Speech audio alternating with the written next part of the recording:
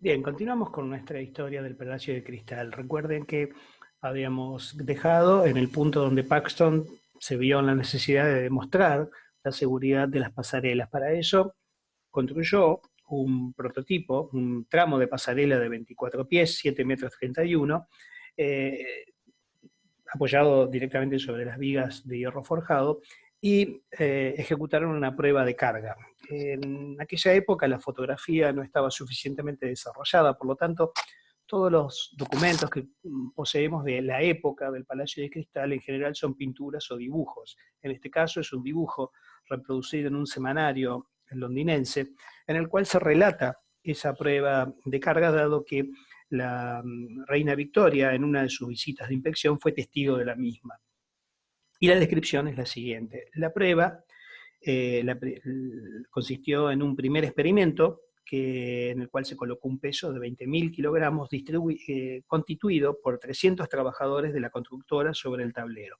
La segunda prueba consistió en apelotonar a los hombres en el menor espacio posible. En ninguno de los casos pudieron apreciarse deformaciones excesivas, mucho más que, y teniendo en cuenta que eso era mucho más que la carga esperable. El tercer experimento, que consistía en una carga también de 20.000 kilogramos en movimiento bajo condiciones diversas, consistía en el mismo grupo de trabajadores caminando primero a un paso regular, después irregular y finalmente corriendo sobre el suelo. Y el resultado fue igualmente satisfactorio. Y el cuarto experimento, el que debemos considerar posiblemente la prueba más dura que podía aplicarse teniendo en cuenta el uso previsto para las pasarelas, fue colocar la misma carga humana y hacerla saltar al mismo ritmo. Se descubrió que la máxima flecha no superaba un cuarto de pulgada, 6,35 milímetros en ningún momento. No obstante, esta demostración, los detractores continuaron advirtiendo que el viento y el granizo derribarían la estructura o que el calor y la humedad interior lo harían inevitable en el verano. La estructura se construyó en 245 días. El 1 de mayo de 1851, la reina Victoria inauguró la Gran Exposición Universal. Más de 6 millones de personas visitaron la exposición durante los 141 días que estuvo abierta. El día de mayor concurrencia hubo 100.000 visitantes con 90.000 personas en el interior del edificio, todas al mismo tiempo. La reina Victoria volvió a la exposición unas 50 veces antes que cerrara el 15 de octubre de 1851. El edificio claramente le robó protagonismo a los productos expuestos. Acá vemos un catálogo de la exposición, y esto volvería a pasar claramente en la Exposición Universal de París en 1889 con la Torre Eiffel. El espacio interior del Palacio de Cristal sorprendía a los visitantes y, como sucede en la actualidad con algunos museos contemporáneos, la arquitectura termina acaparando la atención del visitante independientemente de lo que se exhibe en su interior. Por otra parte, el Palacio de Cristal constituyó un modelo y sus interiores se anticiparon en un siglo al de las galerías del siglo XIX, que a su vez imitarán luego los shopping centers del siglo XX.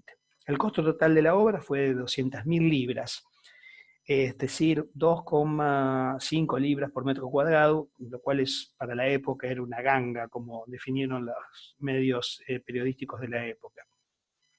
Después de la gran exposición, se evaluó seriamente la posibilidad de dejar ese edificio en Hyde Park, pero los ecologistas, como el coronel Siptrop, continuaron oponiéndose, y se consideró una propuesta para reutilizar los materiales para construir una torre, la Prospect Tower, que tendría 1.000 pies de altura, 300 metros de altura.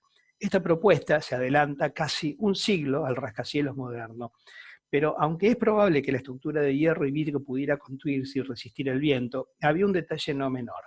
La tecnología de los ascensores aún no era suficientemente segura, no estaba suficientemente desarrollada. Sería Elijah Otis, en 1853, quien desarrollaría un dispositivo de seguridad, el freno de emergencia, para los ascensores, que abriría el camino al auténtico rascacielos, que va a ser otro hito de la ingeniería. En este caso, el invento de Otis de la ingeniería mecánica.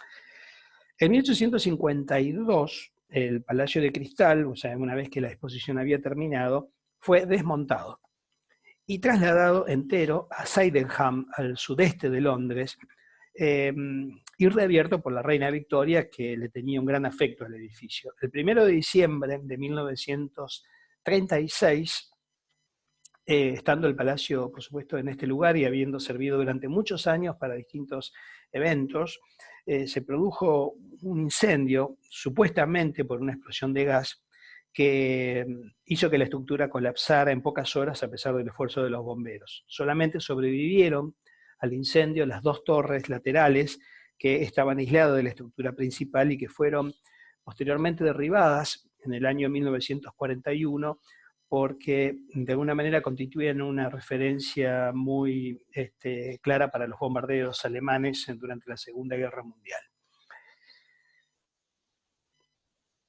Hagamos una reflexión final. El Palacio de Cristal ocupa un lugar seguro, aunque no inatacable, en la historia de la ingeniería y de la arquitectura.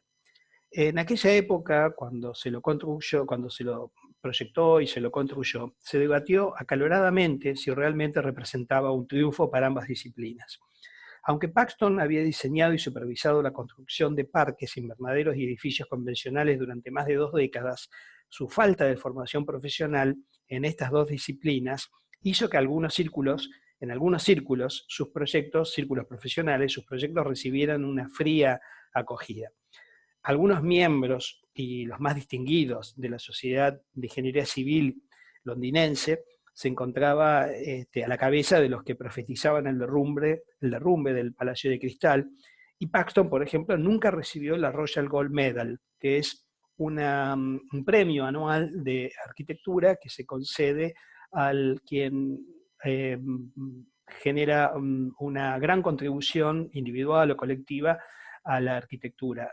Solamente en la historia inglesa la han recibido 2 ingenieros. Uno de ellos fue Ove Arup en los años 60 y el otro fue Peter Rice.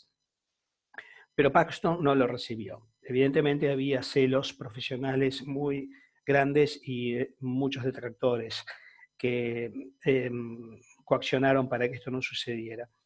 En su mayoría los arquitectos victorianos encontraban al Palacio de Cristal carente de sentido de forma, de integridad orgánica, afirmaban que el uso repetido de módulos propuestos era arbitrario, y por lo tanto el edificio carecía de motivación artística, pero independientemente de lo que los profesionales pudieran pensar en aquella época, el Palacio de Cristal cautivó los corazones de Londres y del mundo entero a mediados del siglo XIX, como pocos edificios o estructuras parecen haberlo hecho desde entonces. Debido a que Paxton no estaba impregnado en la tradición ingenieril ni arquitectónica, pudo enfrentarse a los problemas de diseño sin ninguna predisposición académica por ningún estilo estructural o estético. Paxton, en su ingenuidad profesional, encontró nuevos caminos que crearon modelos para arquitectos e ingenieros del siguiente siglo. El Palacio de Cristal fue el primer edificio realmente significativo, hecho de metal y de cristal. El primer edificio importante en usar paredes exteriores que no aportaban resistencia estructural, y el primer edificio construido con unidades prefabricadas estandarizadas para lograr un montaje más rápido en obra.